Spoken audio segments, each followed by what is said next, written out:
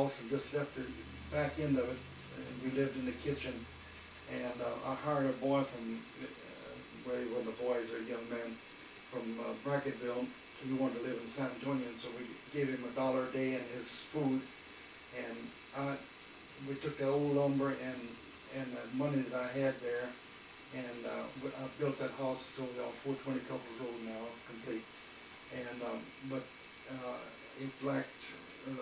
I didn't quite finish it. I had to go buy the flooring from Grissom Lumber Company on credit, and then I went to work for the highway department as a common laborer, pick and shovel. And my hands bled until I knew my pick and shovel every morning when I went there, because it had blood on them all the way down. And this was in October of 1935. And so they laid off, after we all got through moving that gravel bank, everybody was laid off, got 35 cents an hour for that. So on Friday the 13th, then in October, guy in the highway department drove in, and he says, Slim, he said, you want a job in the shops? And I said, oh, do I ever? So Mama had dinner ready. I said, forget it. So I went to work at the highway department. I worked there 5 years exactly to the day, and then I went to Cherryfield in 1940. Anyway, but anyway, then I finished paper hanging, hung paper and finished it up, and then I bought a bunch of furniture in 1937 and stuff. And so then, of course, then when I married, well... Where'd you meet Grandma? Well, how'd y'all meet? I hate to tell you this, but anyway, it was on Christmas, it was on New Year's Eve. I was going with a girl, a school teacher at Kyle, Texas, but she taught in Texas City. And I had been going with Iris, her name was Iris Hart. She was a good Baptist girl. Anyway, she had a college degree and everything. And I met her through one of the guys at the highway department.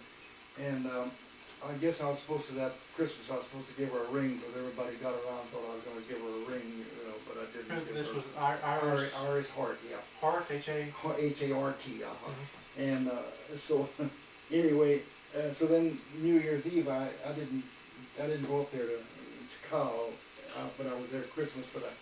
So I went with this couple that worked at the highway department, and we were just making the rounds.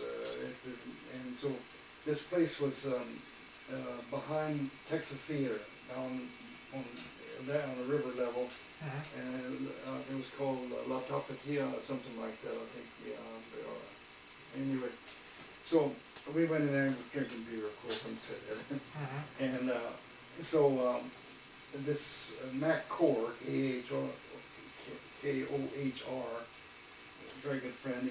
He was purchasing agent for the highway department, and he had a wife and no children. Anyway, he saw this guy that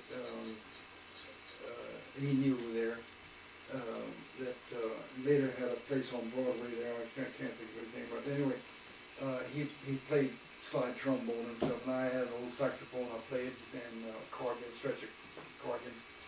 And so anyway, he went over there, and they said, well, hey, y'all come over here and join us. So your grandma was there with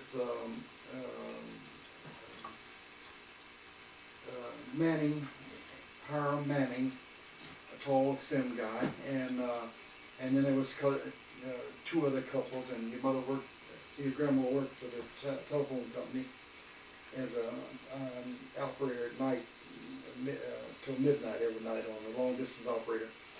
And so anyway, I met her and all of them, and we sat at the table there with them and drank beer. And I don't remember what your grandma was drinking a highball, but I guess your grandparents would have, her parents would have died if they'd have known that. But anyway, she was in that kind of a place.